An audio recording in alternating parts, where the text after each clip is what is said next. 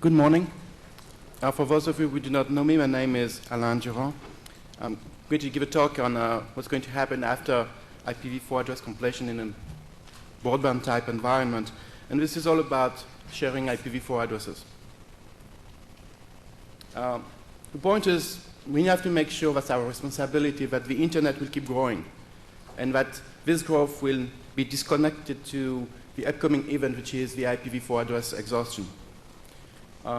Disclaimer about my company, I've made no decision whatsoever to deploy any of the following technology. I think until the day this is in the network and we have customers running on this, we will still keep this disclaimer on any slides we will present. There's a technology known as dual stack light. This is essentially combining two existing technology, which is NAT and tunneling. It's not that we love NAT or we love tunneling, but those are technologies that have been around for quite a while, and somehow we understand how to operate them, and we have some interesting results by combining the two. So there's a bunch of other slides on this technology that I've presented in this forum, in a previous landing talk, or at IETF, and for the sake of time, I'm not going to go in every single detail, but just two diagrams to illustrate what this is about. So there are two scenarios where you can use this kind of technology. You can use it in a home environment, for example, when you have a bunch of legacy devices like legacy PCs or legacy webcam or legacy consumer electronic device who want to access the internet. And you cannot change everything to IPv6. And the content on the other side of the internet is not going to migrate to IPv6 until quite some time. Maybe the most important site, like Google, may migrate sooner than the others, but it's going to be a very long tail of sites that are going to stay on IPv4 for quite some time. So the idea is to focus on the home gateway in that case and try to do things there. So the way it works is very simple, is that this new home gateway, instead of doing translation from a private IPv4 address space to a global IPv4 address, is going to take the packet from the inside of the network and tunnel it, no translation whatsoever, tunnel it to some place that can essentially aggregate more customers on the same IP address. So if you look at the life of a packet, it's pretty straightforward. Let's say a PC wants to go to the NANOG website. It has a local address, 192.168.1.3, and try to go to 198.108.95.21 on port number 80, source port number 1001. So this packet goes from the PC to the home gateway, and home gateway is going to encapsulate it into a v6 packet. So this v6 packet has the v6 source of the home gateway, and it has the v6 destination address is the IPv6 address of a tunnel concentrator. So in this model, the home gateway has no global IPv4 address whatsoever. The only thing it has is a v6 address. So at the point where you have very little or no more v4 address to give to a customer, you can simply give them this home gateway. Home gateway sends the packet. Packets arrive in v6 to the tunnel concentrator. So it's the same box that does two things, tunnel concentrator and NAT. So the tunnel concentrator removes the IPv6 header, remember the v6 source address of a tunnel. Now it has a v4 packet and simply does a NAT v4 to the outside. So what's important is the binding table. Well, it's normal NAT binding table that has been extended to also remember that was the v6 source address the packet was coming from. So when the packet gets back, you can recreate the tunnel. So there's no state whatsoever associated with the tunnel, if only what is in the NAT binding. You can also deploy this technology, tunneling technology, straight from the end host. And this is something that is really interesting in an environment, for example, like wireless, 4G, 3G, always-on environment, where you have a lot of devices. There's no home gateway whatsoever. They're all directly connected to your network. And you only have IPv6 addresses to handle to those devices. Well, we do exactly the same thing. When this node wants to send a v4 packet, it creates a v4 packet, and it encapsulates it into a v6 packet. Ship the packet to the tunnel concentrator. Same thing, tunnel concentrator decapsulate. There's a v4 NAT behind, sent to the other side.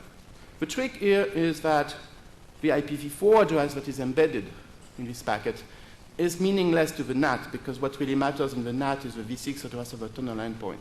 So we can essentially give the same v4 address to every single of those wireless devices.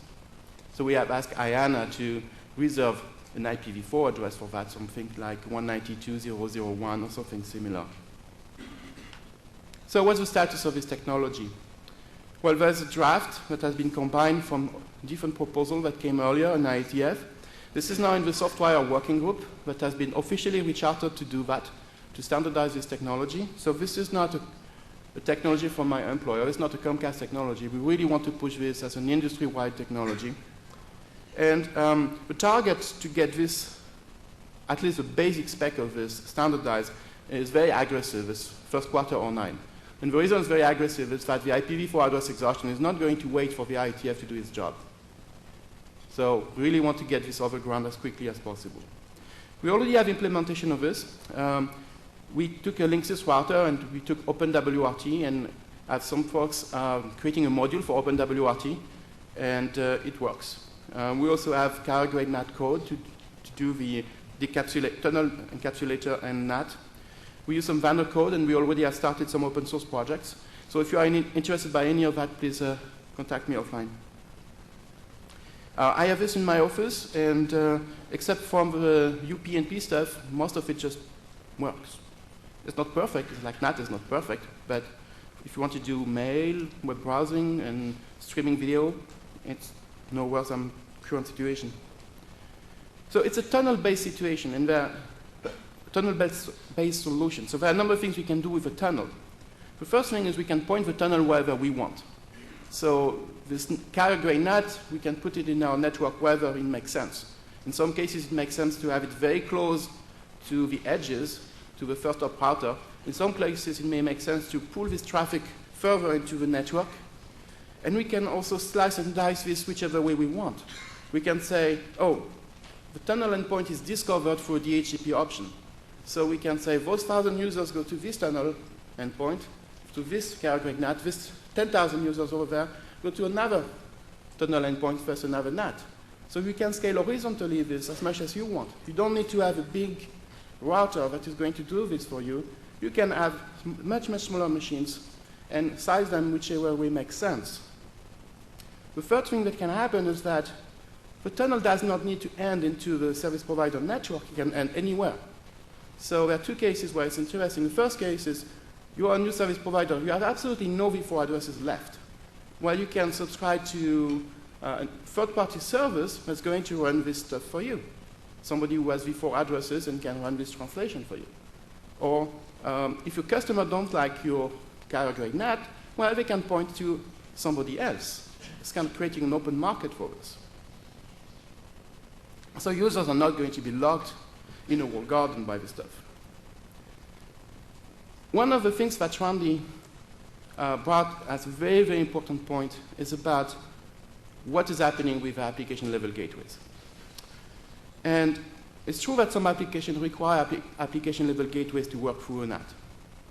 And the question, and I'm quoting Randy again, is not so much where the NAT is, it's who has some control on it, who can know what are the port bindings that are in use.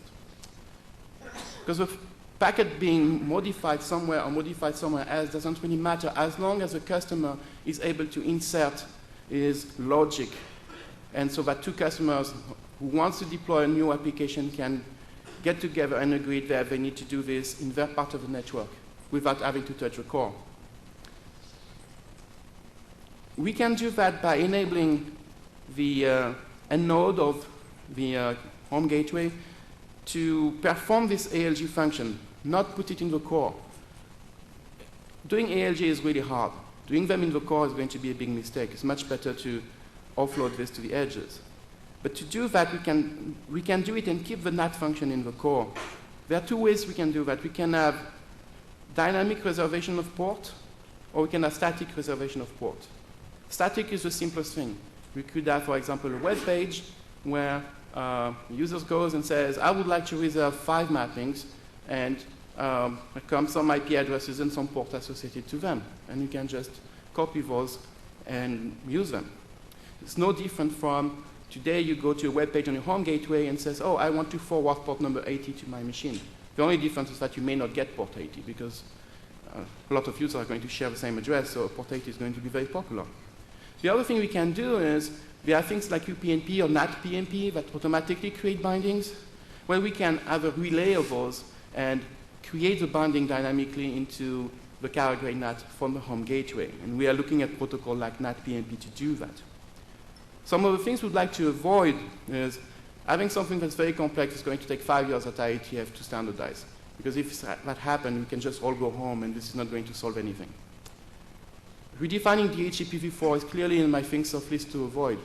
Anytime we touch DHCP, it takes 3 years. It took us 3 years to really develop DHCP-v6 through bake-off, through financing code, through having people on open source and product to come up and iron out all the bugs.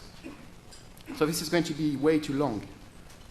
Another thing we really, really don't want is to take the IPv4 default free zone routing table that has 260-something thousand entries, as we learned yesterday, and import this to IPv6. Because the v6 route is 5 times longer than the v4 route.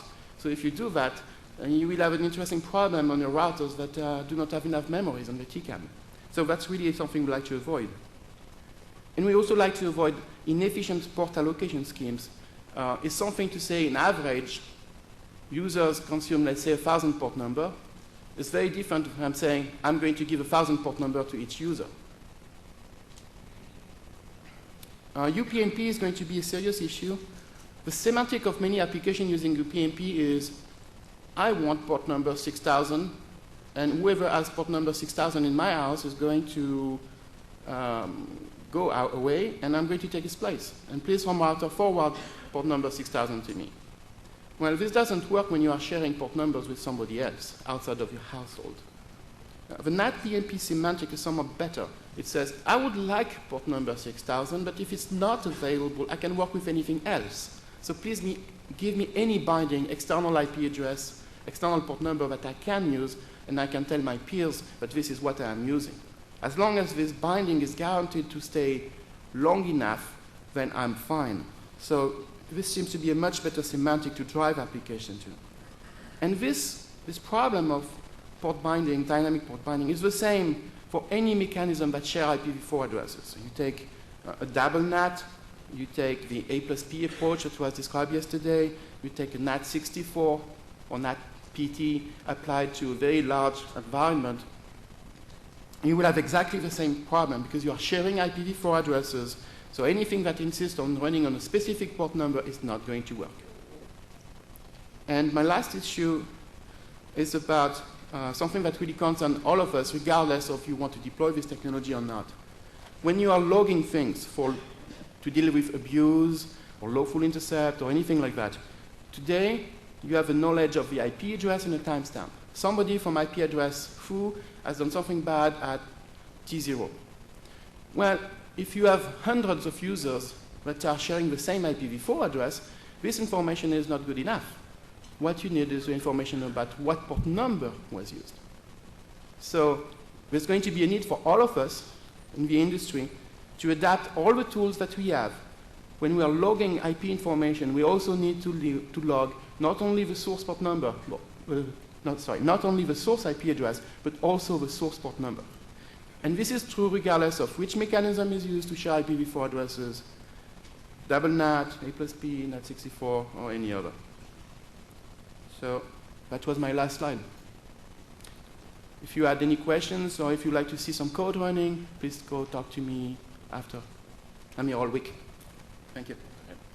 Thank you.